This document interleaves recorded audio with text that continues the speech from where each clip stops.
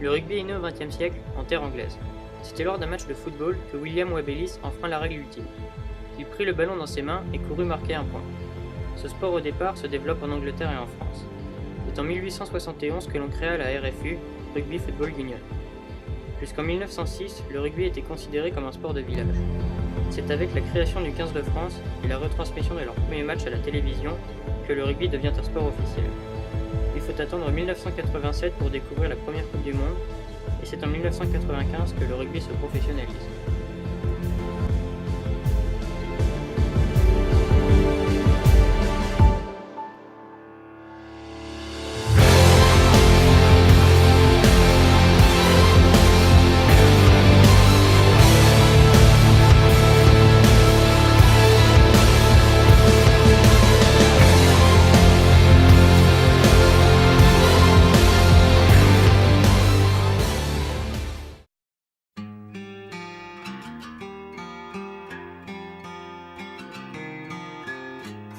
Nous avons été interviewer un tatoueur pour lui demander des renseignements sur les tatouages chez les rugbyman.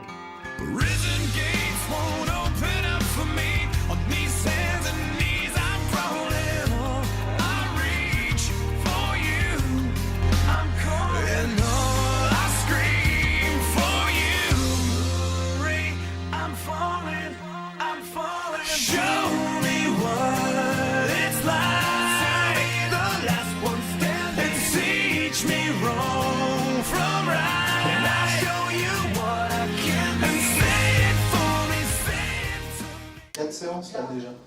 Et c'est 2 heures à chaque fois? Ouais, la semaine dernière on a mis plus que ça, plus de 3 heures je crois pour faire tout le monde. Oh purée, ça va faire mal. Oh là là. Tu rentres chez toi, t'as l'impression d'avoir été passé au papier de verre ou d'avoir pris un coup de soleil, mais comme jamais t'as pris, ça te cuit. C'est sympa.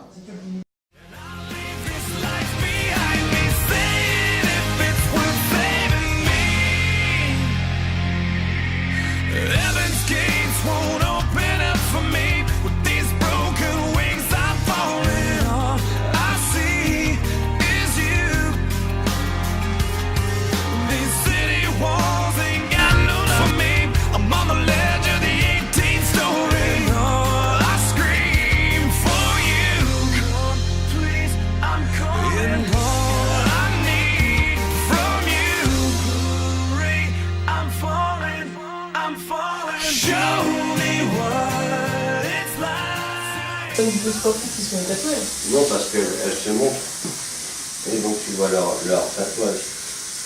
Non, mais statistiquement aussi, il y a 50% des sportifs qui sont tatoués, alors que le ratio c'est 20% de la population générale. Tu parles des sportifs connus? Non, en général, des gens qui font du sport. Voilà, c'est toujours le côté tribal. Les Haïtiens se les tatouent le corps parce que pendant une attaque ou bref un instant de guerre, voilà, le sport c'est un peu la guerre du XXe siècle aussi, quoi. La guerre physique, on va dire, parce que maintenant c'est pas très physique la guerre.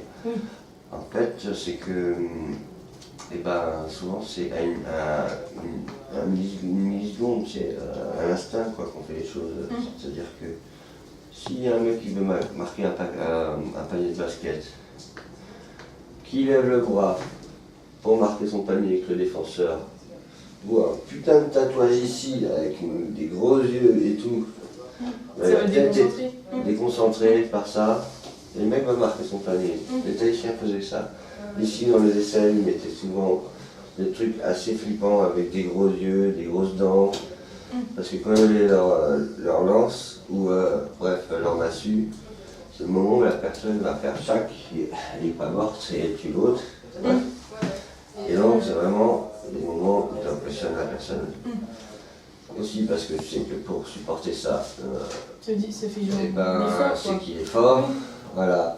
Puis le tribal aussi, c'est souvent pour pas s'engager dans le tatouage, ils veulent pas d'un aigle qui va représenter ça. Des fois c'est pour pas s'engager, souvent. Mais il y a un autre engagement qui est le guerrier. Le guerrier, c'est la personne qui combat la peur. en fait, d'aller au charbon, quoi, à la guerre, en fait, tu peux mourir. Mais d'aller travailler tous les jours aussi, c'est une vraie guerre. Parce que tu vas battre, tu vas te combattre contre tes démons qui te disent ah, putain, ce patron, il fait chier, j'ai pas envie d'aller travailler, parce que la vie est difficile maintenant. Et au niveau spirituel, il n'y a rien qui nous aide. Le fait de te faire tatouer, surtout quand on a un certain âge, qu'on commence à avoir des enfants, qu'on a des enfants, et que tu t'impliques dans une vie professionnelle, quoi, une vie familiale, le fait de faire un tatouage ethnique, tribal, entre guillemets, peut montrer que tu as choisi un certain stade de vie. C'est les guerriers de notre époque. Ouais. C'est une façon de dire, bah voilà. Et c'est aussi le côté exotique du guerrier aussi. Hein. Tu vois, moi je porte ça, côté exotique qui joue aussi. Et on peut complètement le transposer dans notre vie. Ouais, c'est pas que en Australie, tout ça. Non, rien à voir. Je pense vraiment qu'on peut le transposer dans notre vie. Et après, c'est un choix.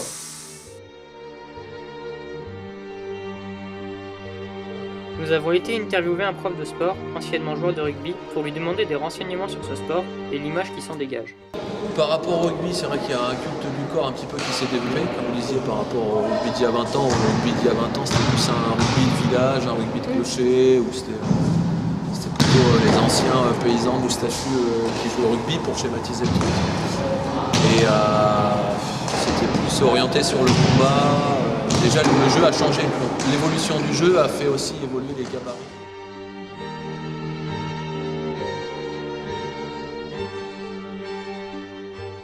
C'est un rugby spectacle. Donc en gros les mecs vont plus vite sur le terrain, ils sont plus forts, il y a beaucoup plus d'engagement. Donc on s'est rendu compte il y a 10-15 ans qu'il y avait aussi beaucoup plus de blessures qu'auparavant.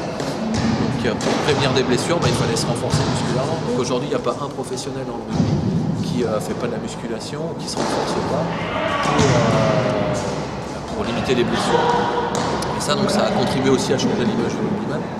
Puisque du coup les mecs font plus de la muscu et avant tout aujourd'hui pour être un bon rugbyman, les mecs ils ont déjà ils sont musclés, c'est dans un premier temps évidemment pour prévenir des blessures, mais c'est vrai que j'ai l'impression qu'aujourd'hui il y a aussi l'image du corps. Mais Adamou qui s'est retrouvé au sol, sorti Wipou, Carter, Carter avec un énorme tampon de Sébastien Chaval sur Massoé. Ah, il y a plus de voyage à vide. Et puis alors, il a fait mal. Il a fait mal. Oui, il regarde quand même s'il peut se relever. Alors, est-ce qu'il le défie du regard ou pas? Oui, je crois qu'il l'a défié du regard. Mais Massoé n'a pas répondu. Ah, c'est...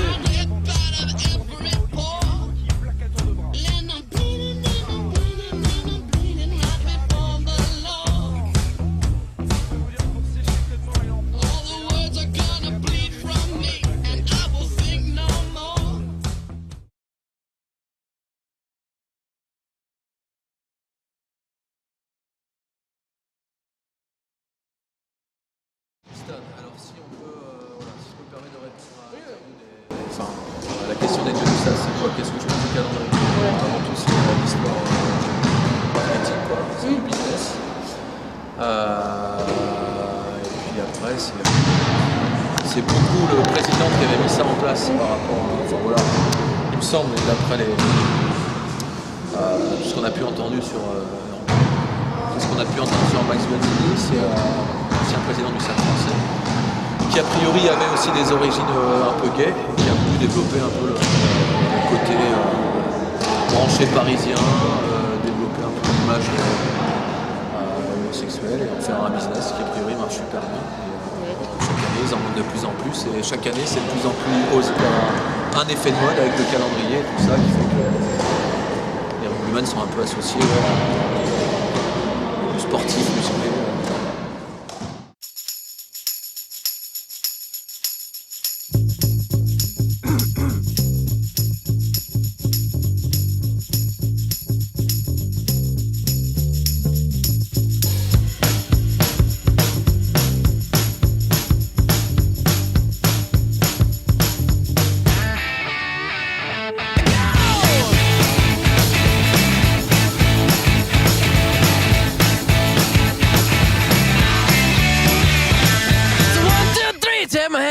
me because you look so fine that I really wanna mind. I say you look so fine that I really wanna make you mine. 4, 5, 6, come on and get your kicks. Now you don't need the money when you look like that, do you, honey? Big black boots, long brown hair. She's so sweet with her get back stare. Well, I can see. Le corps du rugbyman est particulier car avec ses tatouages et sa forte musculature, il en fait un redoutable adversaire comparé aux autres sportifs.